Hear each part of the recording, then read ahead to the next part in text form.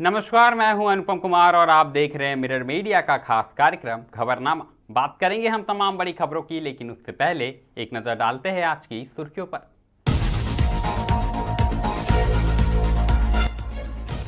छात्रों के सपनों को मिली उड़ान, आईआईटी आईएसएम में एसबीआई ने लगाया लोन मेला।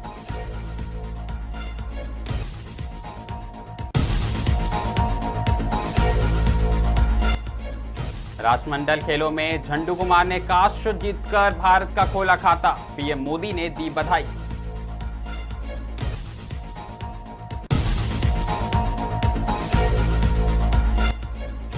मानसून हुआ एक्टिव, झारखंड के 10 जिलों में भारी बारिश का अलर्ट, आईएमडी ने जारी किया येलो ऑरेंज अलर्ट।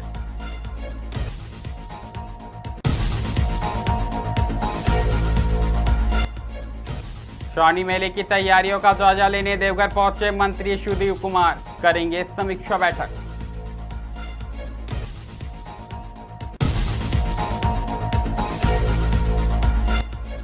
सीआईएसएफ का अवैध कोयला कारोबार पर बड़ा प्रहार, 168.7 टन कोयला जब्त, 6 मुहाने हुए बंद।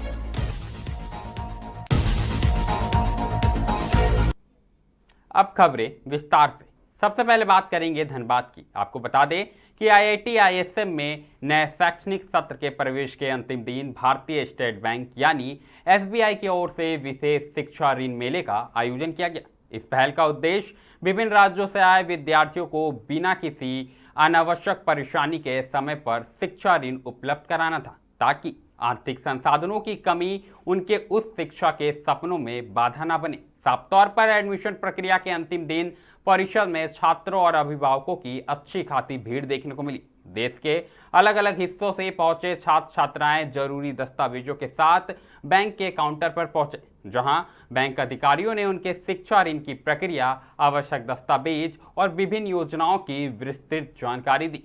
बता दें कि पात्र छात्रों के आवेदन भी मौके पर स्वीकार कर लिए गए, जिससे उन्हें बार बार बैंक के चक्कर नहीं लगाने पड़े। साफ तौर पर लोन मेले में पहुंचे छात्रों और उनके अभिभावकों ने बैंक की इस पहल की सराहना की। उनका कहना था कि संस्थान परिसर में ही बैंक की सुविधा मिलने से समय की बचत हुई और ऋण संबंधित सभी औपचारिकताएं आसानी से पूरी हो सकी।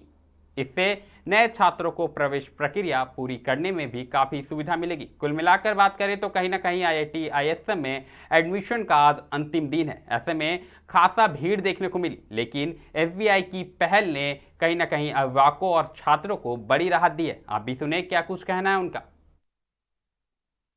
एसबीआई मतलब इंस्टेंट लोन भी हो रहा है, अगर खाता भी नहीं खुला हुआ है एसबीआई का में तो उधर वो भी हो जा रहा है बहुत मतलब कम समय में, तो बहुत हेल्पफुल है लोन के लिए।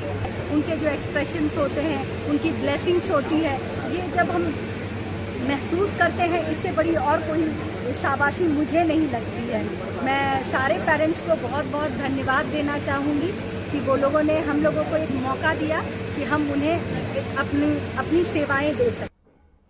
अंतर्राष्ट्रीय जगत से देश के लिए अच्छी खबर सामने आई है। आपको बता दें कि राष्ट्रमंडल खेल 2026 में भारत ने अपने पदकों का खाता खोल दिया। दरअसल पैरा पावर लिफ्टिंग खिलाड़ी झंडू कुमार ने शानदार प्रदर्शन करते हुए कांस्य पदक जीतकर देश को पहला पदक दिलाया।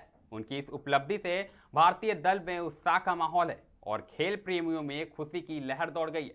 साफ तौर पर बता दें कि झंडू कुमार ने कड़े मुकाबले में दमदार प्रदर्शन करते हुए पोडियम पर जगह बनाई। प्रतियोगिता के दौरान उन्होंने शानदार संयम और ताकत का प्रदर्शन किया, जिसके दम पर भारत के खाते में पहला पदक दर्ज हुआ है। इस सफलता को भारतीय दल के लिए उत्साहवर्धक शुरुआत माना जा रहा है। वहीं प्रधानमंत्री नरेंद्र मोदी ने झंडू कुमार को उनकी उपलब्धि पर बधाई देते हुए कहा कि यह पदक पूरे देश के लिए गर्व का विषय है। उन्होंने सोशल मीडिया पर शुभकामनाएं देते हुए कहा कि झंडू कुमार का प्रदर्शन लाखों खिलाड़ियों को प्रेरित करेगा और राष्ट्रमंडल खेलों में भारतीय दल को आगे भी बेहतर प्रदर्शन करने के लिए उत्साहित करेगा।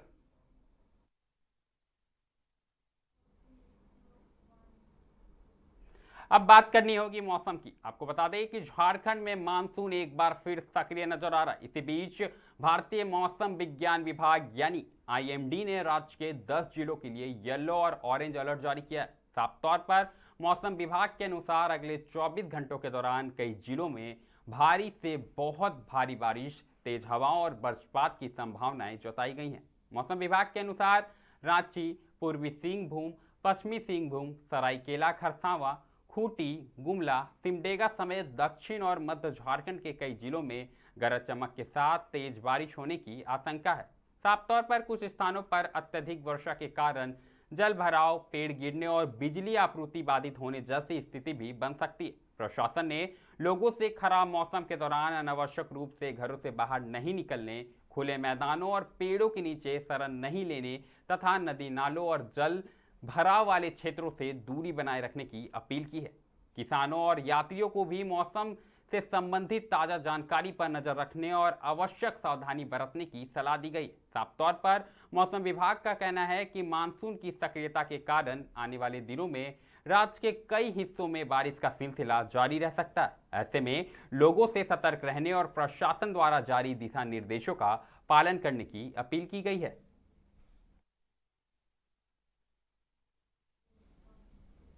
अगली खबर देवघर से आई है। आपको बता दें कि राजकीय श्रावणी मेला 2026 की तैयारियों को अंतिम रूप देने के उद्देश्य से झारखंड सरकार के मंत्री शिवदेव कुमार शनिवार को देवघर में संपूर्ण मेला क्षेत्र का निरीक्षण करेंगे। साफ तौर पर निर्धारित कार्यक्रम के अनुसार मंत्री देवघर परिसदन से निरीक्षण की शुरुआत करेंगे और विभिन्न महत्वपूर्ण स्थलों का दौरा कर श्रद्धालुओं के लिए की गई व्यवस्थाओं का जायजा लेंगे।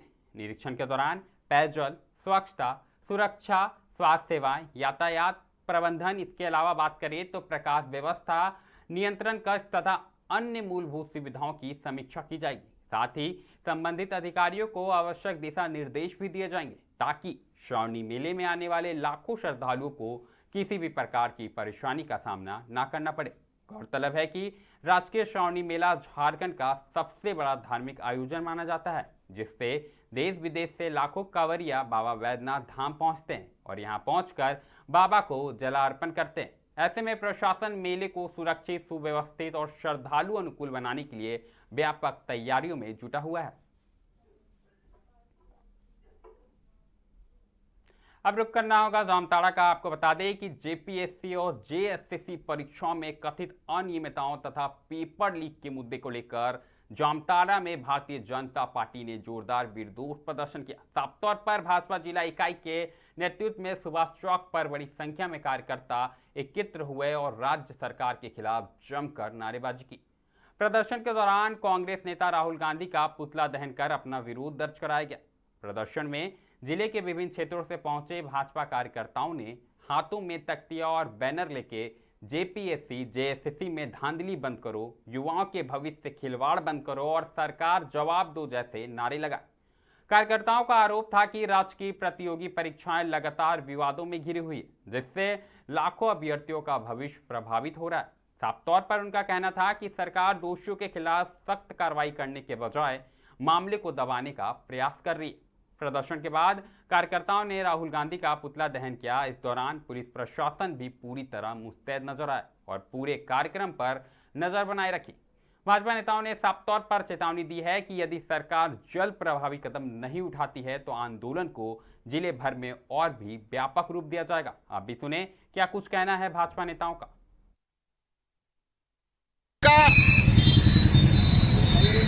आपका प्रश्न पत्र लीक होने का मुद्दा उठा रहा है। वो रही झारखंड में अगर आप देखिएगा तो यहाँ सीजीएल और जेपीएससी की परीक्षाओं में किस प्रकार का धांधली और किस प्रकार का घोटाला हुआ है ये जग जाहिर है। लेकिन हर बार ये क्या करते हैं कि अपने पदाधिकारियों को संरक्षण देने के लिए सिर्फ अध्यक्ष से रिजाइन लिखवा लेते हैं और बाकी सारे लोग जो इस पूरे षड्यंत्र के ताना बाना बुनते हैं ये तमाम लोगों को बचाते हैं। भारत को हमेशा जो है अस्थिर करने का जो योजना में जो लोग रहे हैं, जो दूसरे देशों के फाइनेंस करके जो यहाँ इस देश के अंदर में दंगा फैलाने का काम करते हैं, आज वही लोग के माध्यम से राहुल गांधी इस देश को नीट के नाम पर जो है अस्थिर करने का जो है कुप्रयास कर रहे हैं। हम सभी लोगों ने देखा है कि नीट में यदि कहीं गड़बड़ी हुआ है तो उसको शिक्षा मंत्रालय ने, शिक्षा मंत्री ने, प्रधानमंत्री जी ने स्वयं संज्ञान लिया और उस परीक्षा को रद्द करके और पुनः पारदर्शी तरीके से और उसका परीक्षा करवा करके उसके परिणाम जारी कर दिए गए। इसके बावजूद भी ये लोग दिल्ली में जो है नंगा। रुक एक बार फिर धन्यवाद का करेंगे। आपको बता दें कि भारत सरकार की जीरो कोअल लीकेज टॉलरेंस नीति के तहत सीआईएसएफ की बीसीसीएल धनबाद इकाई ने अवैध खनन और कोयला चोरी के खिलाफ बड़ी कार्रवाई करते हुए 19 स्थानों पर एक साथ छापेमारी की। दरअसल अभियान में कुल 168.7 टन अवैध कोयला बरामद किया गया, जबकि 6 अवैध खनन मुहाने को भरकर स्थायी रूप से बंद कर दिया गया। कार्रवाई के दौरान एरिया 2 के मछियारा क्षेत्र से 68.7 टन, एरिया 3 गोविंदपुर सिम 3 तिवारी बस्ती के समीप 70 टन तथा एरिया 4 स्थित बीसीसीएल के बंद अस्पताल के पीछे संचालित अवैध खदान से 30 टन अवैध कोयला जब्त किया गया। वहीं एरिया 5 के लोयाबाद 5 नंबर बस्ती के 2 अवैध खनन मुहाने को भरकर बंद किया गया, जबकि सिम 3 क्षेत्र में 3 अन्य अवैध मुहानों की भी भराई कर उन्हें निष्क्रिय किया गया। साफ तौर पर सीआईएसएफ ने आम नागरिकों से अपील की है कि यदि कहीं अवैध खनन, कोयला चोरी या अवैध परिवहन जैसी गतिविधियां दिखाई दे तो इसकी सूचना तत्काल संबंधित एजेंसियों को दें। अधिकारियों का कहना है कि लोगों के सहयोग से इस तरह के अवैध कारोबार पर और भी प्रभावी ढंग से अंकुश लगाया जा सकेगा।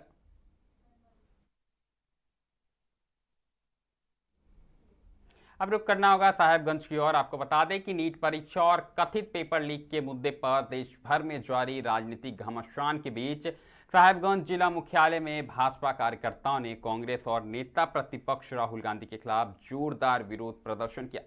दरअसल इस दौरान भाजपा नेताओं और कार्यकर्ताओं ने राहुल गांधी का पुतला दहन कर उनके खिलाफ जमकर नारेबाजी की। भाजपा नेताओं ने आरोप लगाया कि कांग्रेस नीट परीक्षा के मुद्दे पर छात्रों को गुमराह कर राजनीतिक लाभ लेने की कोशिश कर रही है।